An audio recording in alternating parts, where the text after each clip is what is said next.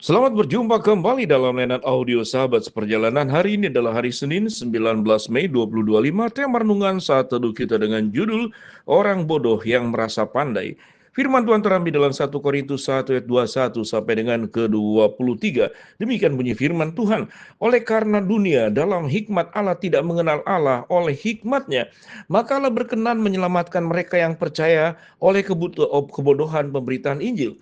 Orang-orang Yahudi menghendaki tanda dan orang-orang Yunani mencari hikmat, tetapi kami memberitakan Kristus yang disalibkan untuk orang-orang Yahudi, suatu batu sandungan, dan untuk orang-orang bukan Yahudi, suatu kebodohan. Mari kita berdoa. Bapa yang di dalam surga, biarlah kami boleh belajar menjadi orang-orang percaya, kepandaian, kecerdasan kami sehebat apapun adalah benar-benar tidak ada artinya di hadapan Engkau. Dalam nama Tuhan Yesus kami berdoa, amin. Shalom sahabat seperjalanan yang dikasih Tuhan, orang bodoh yang merasa pandai. Sebelum kita memasuki bagian penjelasan ini, maka saya berikan sebuah ilustrasi dan perumpamaan untuk bisa memahami kebenaran firman Allah ini.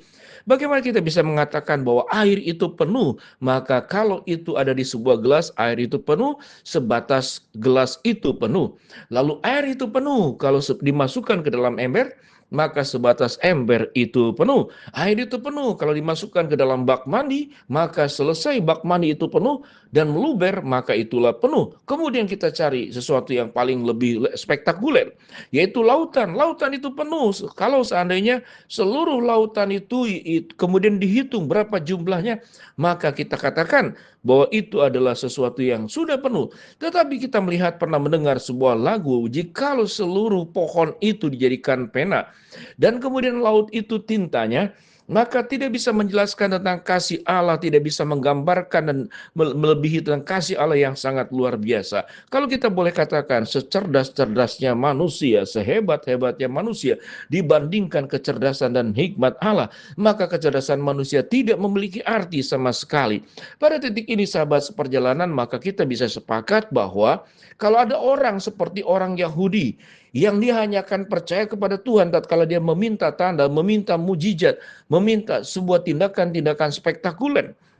Dan orang-orang Yunani akan percaya kepada Allah yang dikatakan mereka itu sangat mementingkan yang namanya itu hikmat manusia, pikiran manusia. Karena kita tahu dengan jelas dari Yunani terbit orang-orang filsuf.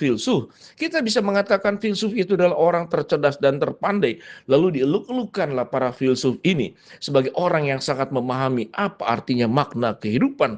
Namun kalau kita melihat apa yang bagian firman Tuhan katakan, seluruh hikmat manusia itu yang menyebut bahwa pemberitaan salib sebagai sebuah kebodohan, dan pemberitaan salib itu sesuatu yang sangat tidak dimengerti oleh mereka, tidak masuk dalam akal dan hikmat mereka, maka siogianya bukanlah kemudian salib itu yang tidak bisa dimengerti, tapi mereka mencoba memaknai dan mengerti salib di dalam pengertian dan pikiran mereka, sesuatu yang tidak masuk dalam kerangka pikiran hikmat manusia, maka dianggap bukanlah sebuah kebenaran.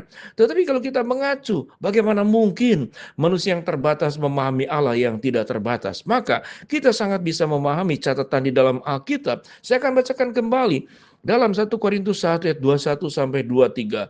Oleh karena dunia dalam hikmat Allah tidak mengenal Allah oleh hikmatnya, maka Allah berkenan menyelamatkan orang-orang yang percaya oleh kebodohan pemberitaan Injil. Apa yang dimaksud dengan kebodohan pemberitaan Injil? Karena bagi orang Yahudi dan orang Yunani, Injil itu sebuah kebodohan. Bagaimana mungkin salib sebagai sebuah kemenangan? Sementara salib itu justru adalah hukuman kematian, lambang kekalahan. Orang-orang yang masuk dan kemudian disalibkan adalah mereka pecundang, mereka yang kalah, para penjahat, mereka yang dihukum, yang tidak punya daya apapun.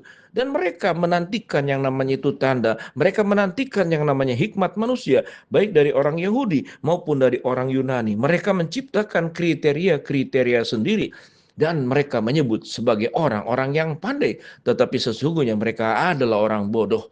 Salib adalah sesuatu yang sangat mulia dan agung, tapi bagi mereka salib itu adalah kebodohan. Salib itu sesuatu yang harus ditolak. Ayat 25 dikatakan, sebab yang bodoh dari Allah lebih besar hikmatnya daripada manusia, yang lemah dari Allah itu lebih kuat daripada manusia. Ayat 24, tetapi untuk mereka yang dipanggil, baik orang Yahudi maupun bukan Yahudi, Kristus adalah kekuatan Allah dan hikmat Allah. Ayat 26, ingat saja saudara-saudara bagaimana keadaan kamu ketika kamu dipanggil. Menurut ukuran manusia tidak banyak orang yang bijak, tidak banyak orang yang berpengaruh, tidak banyak orang yang terpandang. Tetapi apa yang bodoh bagi dunia dipilih Allah untuk memalukan orang-orang yang berhikmat. Dan apa yang lemah bagi dunia dipilih Allah untuk memalukan apa yang kuat. Ayat 28, dan apa yang tidak terpandang dan hina bagi dunia dipilih Allah, bahkan apa yang tidak berarti dipilih Allah untuk menyediakan yang tidak berarti, yang berarti supaya jangan ada seorang manusia pun yang memegahkan diri di hadapan Allah. Ayat 30, tetapi oleh Dia kamu berada dalam Kristus Yesus yang oleh Allah telah menjadi hikmat bagi kita, yang membenarkan dan menguduskan dan menebus kita. Kita melihat seluruh rangkaian-rangkaian ayat ini menjelaskan bahwa mereka-mereka yang merasa pandai sesungguhnya adalah kelompok-kelompok orang yang di hadapan Allah adalah orang yang dalam segala kebodohannya. Sahabat seperjalanan yang dikasih Tuhan, apa implementasi yang kita perlu pelajari? Kita tidak lagi membahas tentang orang Yahudi yang mencari hikmah, yang mencari tanda. Kita tidak lagi membahas tentang orang Yunani yang mencari hikmat manusia. Tetapi kita berbicara tentang siapa kita. Jangan-jangan kita juga seperti orang Yahudi yang mencari tanda. Jangan-jangan juga kita seperti orang Yunani yang mencari hikmat manusia. Lalu kita menganggap bahwa Tuhan itu bisa dikalkulasi, Tuhan itu bisa dianalisa, Tuhan itu bisa kita kelompokkan, dan kita menilai Allah. Sesungguhnya cara-cara seperti ini kita sedang menggambarkan tentang siapa kita, yaitu orang-orang bodoh yang merasa pandai. Sahabat seperjalanan, kembali kepada ilustrasi tadi. Air itu penuh di dalam gelas, air itu penuh di dalam ember.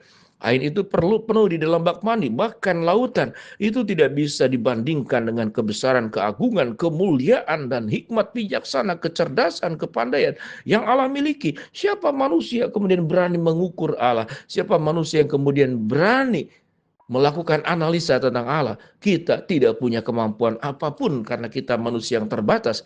Apalagi sekalipun Tuhan berikan hikmat bijaksana, kita diberikan akal budi.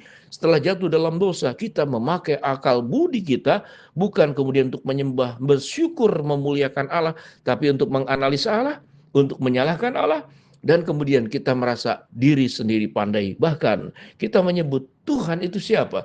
Tuhan adalah diri kita sendiri masing-masing. Maka ekspresi yang terjadi, orang tersebut kelompok-kelompok seperti demikian menjadi orang yang arogan, menjadi orang yang sombong, menjadi orang yang sangat memegahkan diri, dan kemudian di titik dan saat yang sama dia merendahkan siapapun.